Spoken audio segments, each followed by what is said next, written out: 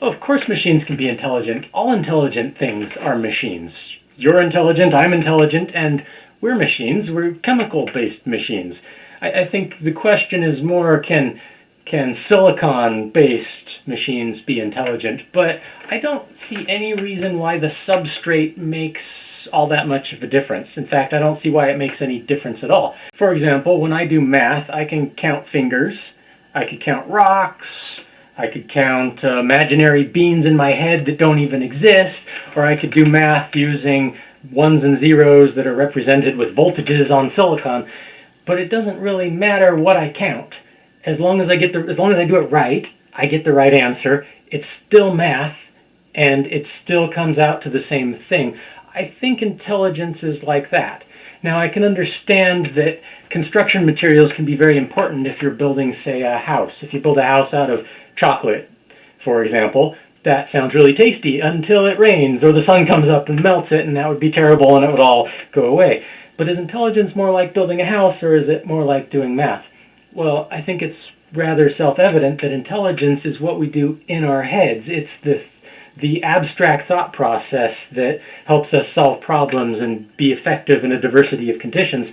So I think it's very clear that intelligence is a function. It's what we do, and thus doesn't depend on the substrate or the construction material of which it is formed. So yes, I do believe machines can be intelligent as I am, and even more so.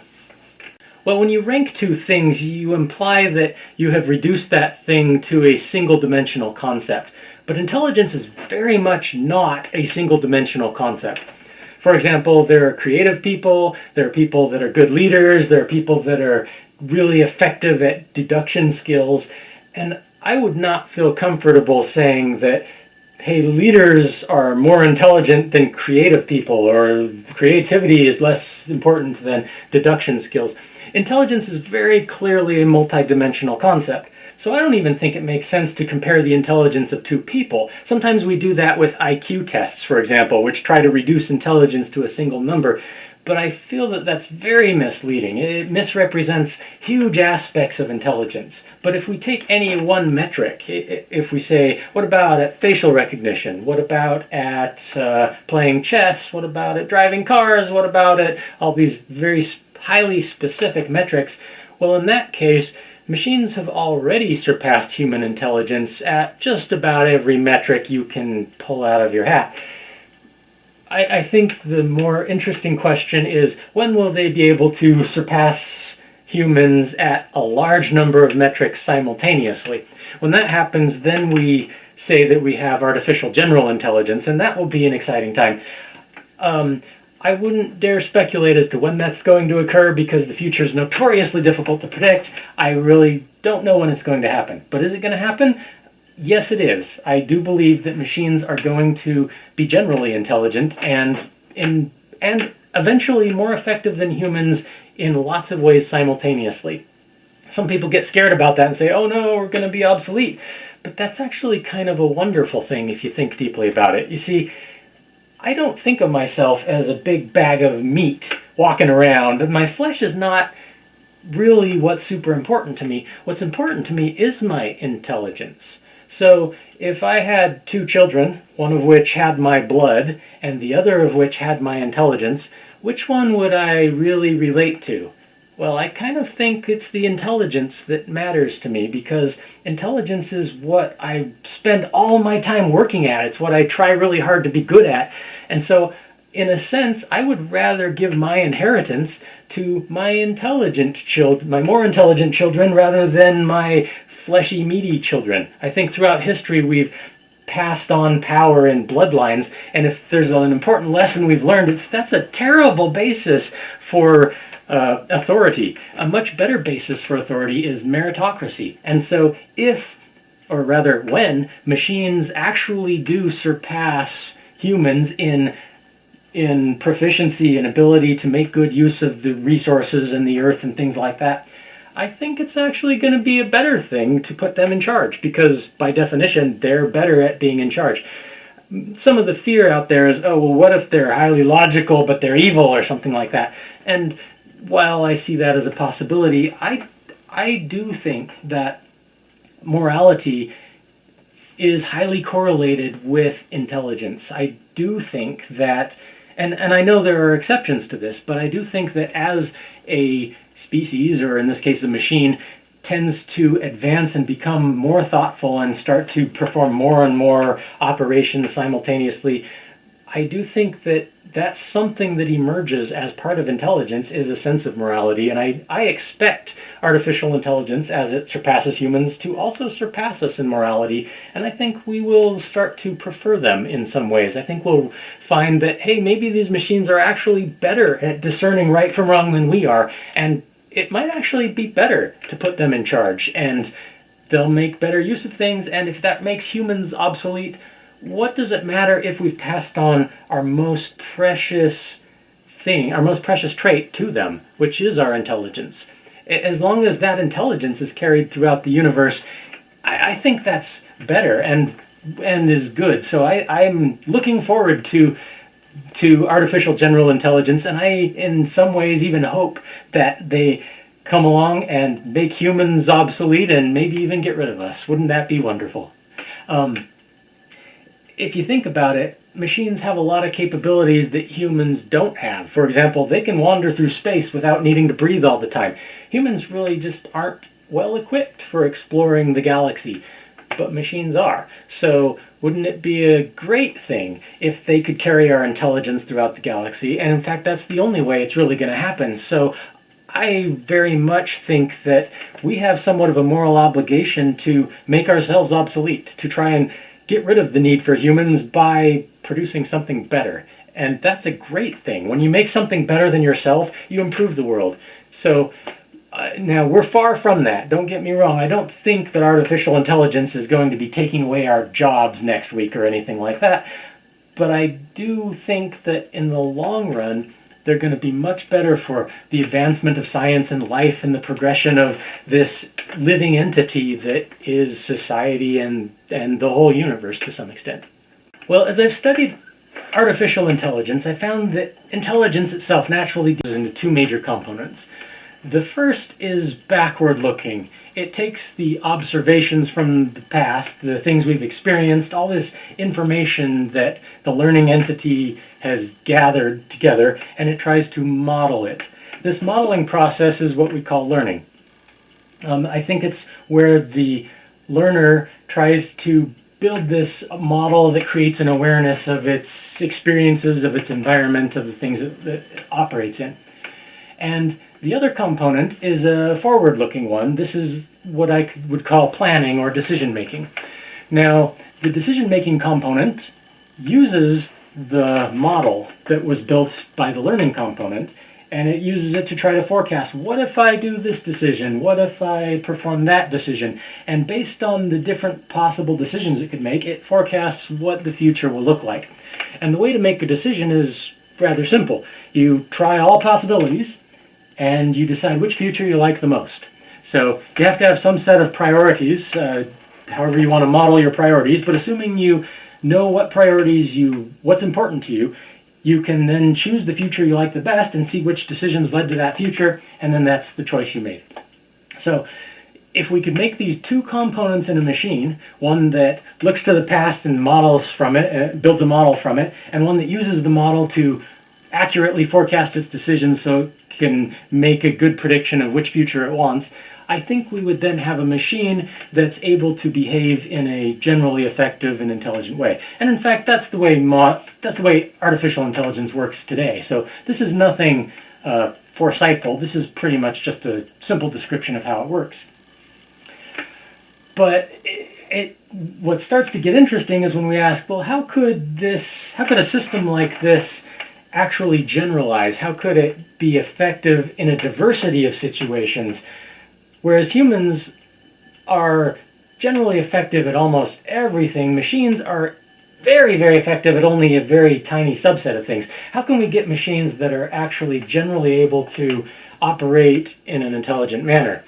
And that's where we get into artificial general intelligence, and that, in my opinion, is a super exciting branch of science.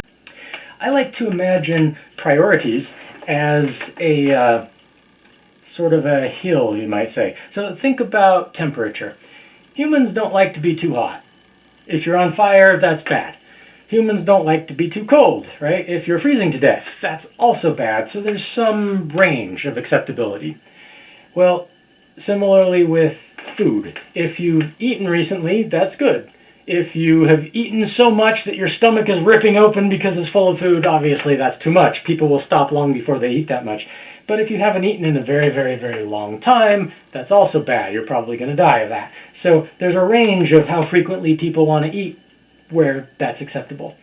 Now, if we were to plot this, imagine on one axis you have temperature, and on another axis you have how long it's been since you've eaten, and on a vertical axis, let's plot the contentment or the happiness or acceptability of these situations. I think it's pretty clear it would form some type of a hill structure, right? And we as humans want to stay on top of the hill. If it gets too hot, we're pushed down off the hill, and we know that reducing the temperature is the way to get back onto the top. And if we haven't eaten in too long, we know that eating food is the way to get back on top of the hill. And it's kind of like the decisions we make seem to be based on whatever we prioritize, such that we can stay on top of this contentment function. Now, if you could imagine a machine that also modeled contentment in some way, and instead of just these two variables, temperature and food, or in the machine's case it would probably be battery charge or energy, maybe there's a lot of other things it's supposed to do. Maybe it's supposed to keep the living room clean and check the mail at regular intervals and wash your windows and weed your garden and mow your lawn and whatever else it's going to do. I guess I'm imagining a household robot right now. Well, if we had all these different variables on orthogonal axes and they all map to a single value of contentment, and in hyperdimensional space, imagine that this model would be some type of a hill, probably some type of distorted hill. Now we ask, how can a machine do what a human does, which is decide, okay, now it's time to check the mail, now it's time to wash the windows, now it's time to take out the garbage. How can a machine balance these things in order to maintain priorities? Well, if we assume that it already knows the shape of this model, it's simply a search function. It's a matter of using our model to say, if I make this decision, what'll happen? If I make that decision, what'll happen? And always choosing the thing that gets you most on top of the hill. So in essence, simply by always making the choice that maximizes contentment, a machine could appear to behave very, very intelligently. But the big question comes, how can you learn that function? It's probably this very complex topology, this mountainous hill with ravines and curves and things that are very complex, because life is complex. And an intelligent machine would have to behave in a complex way in order to seem intelligent. Well, imagine that the machine learned from a human tutor. If some tutor were very, very patient and were willing to train the machine for years at a time, then eventually maybe the machine could learn to mirror the priorities of the human, and then we could get a machine that, using these two components of learning and decision making, could start to maximize priorities that were learned from its teacher and could start to behave in a generally intelligent manner. Biggest problem with that is training a child is really cumbersome. If you ever raised a 2-year-old, you know it takes a lot of time and a lot of patience to even get to that point, and even then you're not done. Years and years of information are dumped into these children before they start to behave like intelligent adults. How are we going to get there with machines? Well, we have a really significant advantage with machines, and that is we can train them collaboratively. So imagine that we distributed baby robots to hundreds of thousands of people, and they all tried to be patient and teach them, but all of that learning were gathered at some type of central repository, or perhaps was distributed among them in a peer-to-peer manner. Well, if the machines could learn from each other's experiences, then after a night of being trained by a human, what if all of the robots gained from the training that had happened to all of the different machines? Well, you can see that very quickly what might just be one day could actually be several years worth of training if a whole bunch of people are all doing it in parallel. Now imagine if we had a learning system that could learn priorities in this way. Very, very quickly, I think these machines would be able to start to adopt at least the common priorities among humans, and now we'd have a machine that seemed to behave in a very human-like manner. I think if we could start to model this, then it's simply a matter of applying existing machine learning and AI techniques to accomplish the other aspects. For example, supervised and unsupervised learning methods are perfect for modeling the world based on past observations. We use unsupervised methods for making sense out of the majority of the observations we make that aren't labeled. And we use supervised learning for connecting them to defined terms and producing an interface with the way humans think. We use reinforcement learning for the decision making. That is, if we're trying to climb to the top of this hill of contentment or priorities, reinforcement learning is ideally suited for making those decisions. And so all that remains is this collaborative training method that allows humans to train these machines to mirror their priorities. And I think we could actually achieve general intelligence in a reasonably efficient manner. Yes, it's technically true that science doesn't understand consciousness, at least not completely. But I think it's misleading to say that science really doesn't understand consciousness. Let me give you an example. If we're mapping the topology of the Earth, we can get it accurate down to tens of meters or so. Certainly not micrometers, because it's just changing too quickly to even map at that level. But that doesn't mean the Earth might be flat, right? Just because we don't understand it all the way down to the tiniest little detail doesn't mean that we have absolutely no understanding at all. And a lot of times people get the impression that we know nothing about consciousness, and that's just not true. We know quite a bit about consciousness.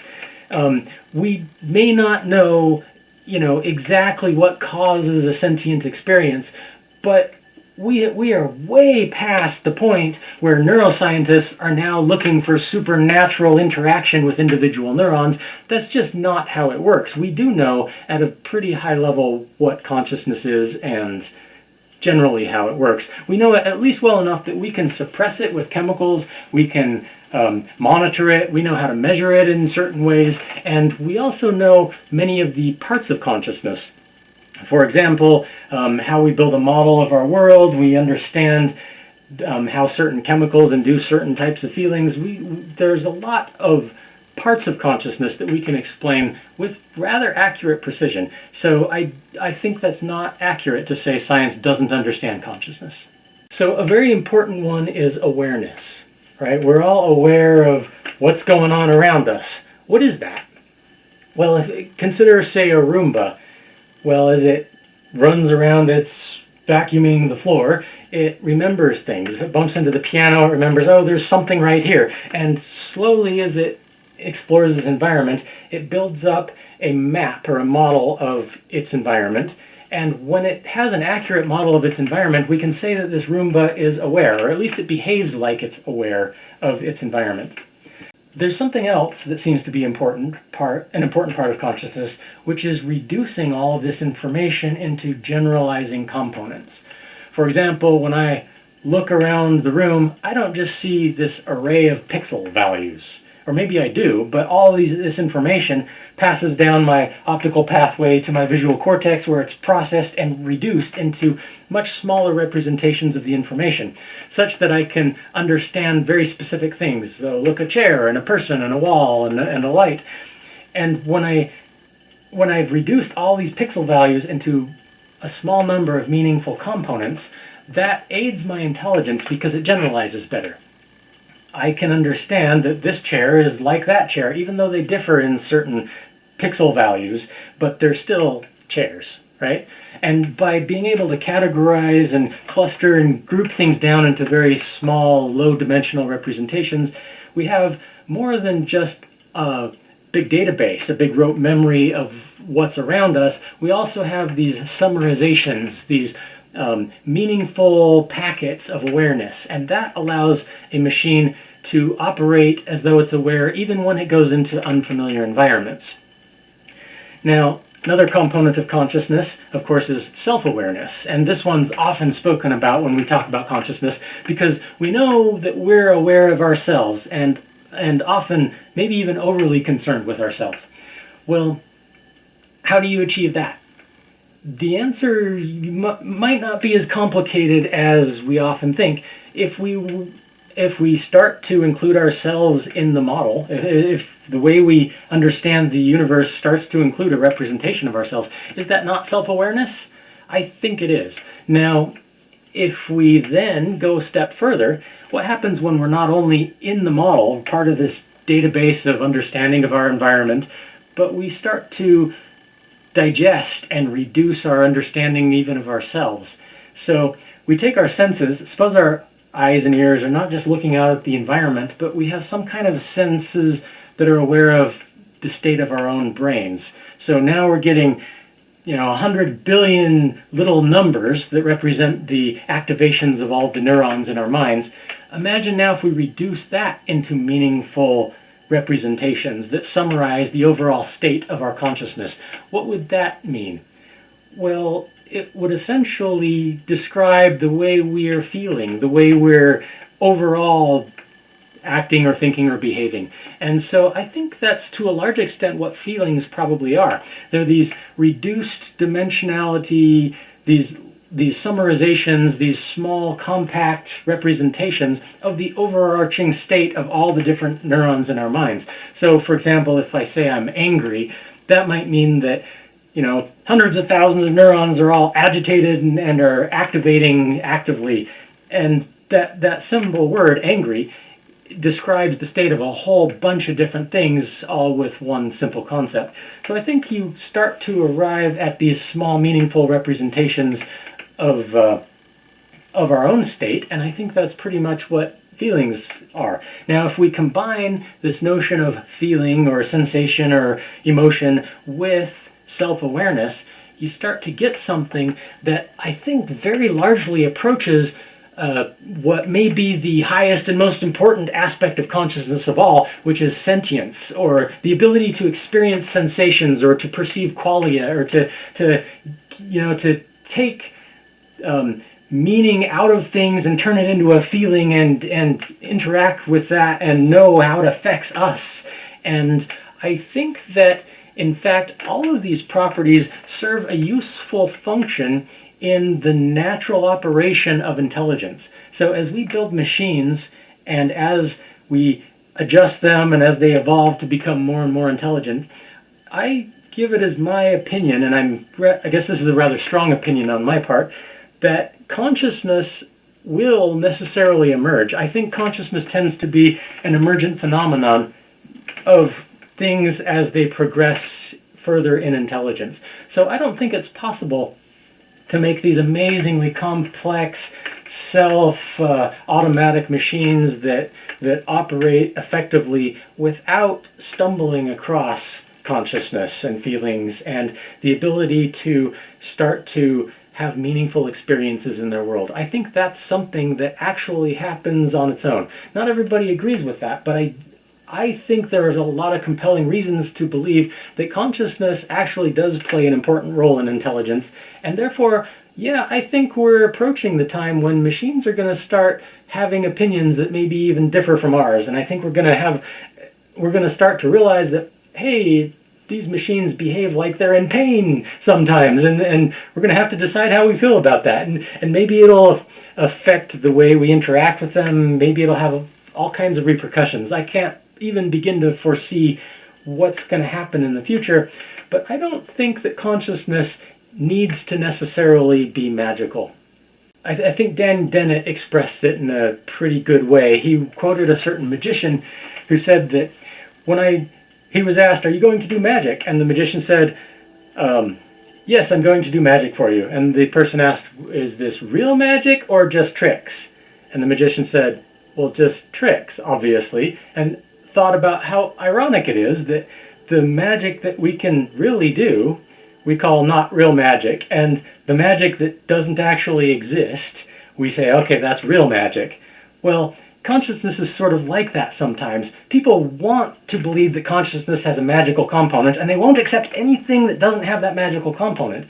But in fact, often the best explanation is the thing that actually works, the thing that's real and that actually accomplishes it. And I think that the things that we really do in intelligent machines are causing these machines to behave as if they're conscious. And it seems to me that the best explanation for consciousness therefore follows that consciousness is those things, are those things, rather than suggesting that consciousness necessarily requires some supernatural or magical component, because we have no reason to suppose that's even the case, and it makes a lot of sense that if machines are behaving consciously, there's probably a good reason for that, and those reasons are because they perform those functions. They help the machines be aware of their environments. They help it summarize things so that they can generalize more effectively. And so I very much believe that machines may even have a component of consciousness already, but because it's not a binary thing, consciousness is like life. You're not either conscious or unconscious. You're not alive or dead. There's a whole spectrum of it.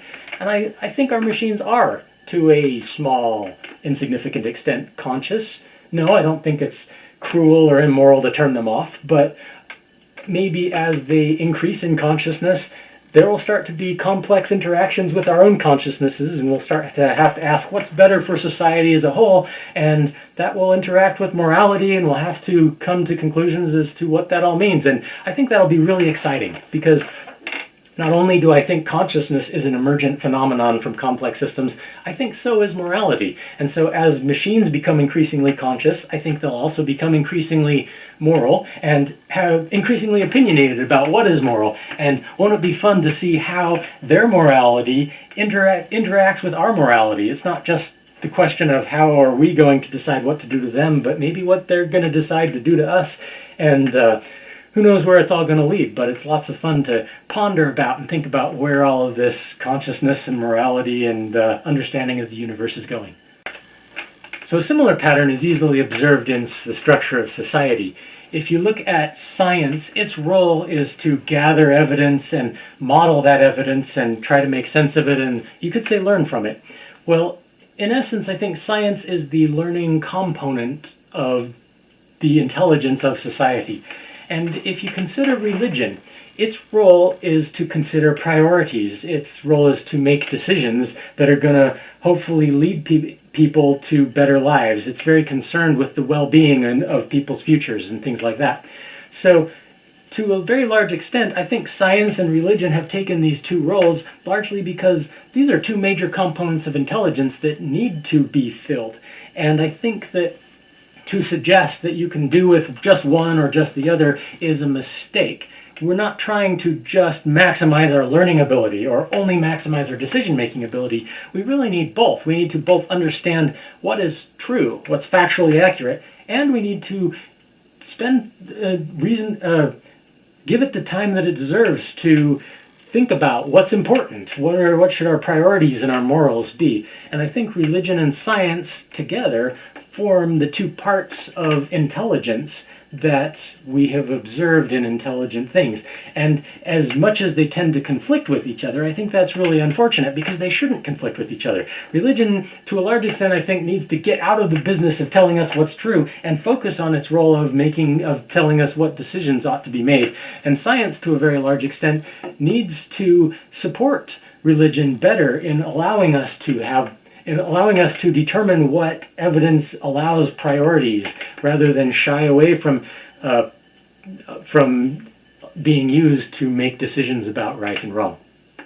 Well, I don't just believe one thing. See, I believe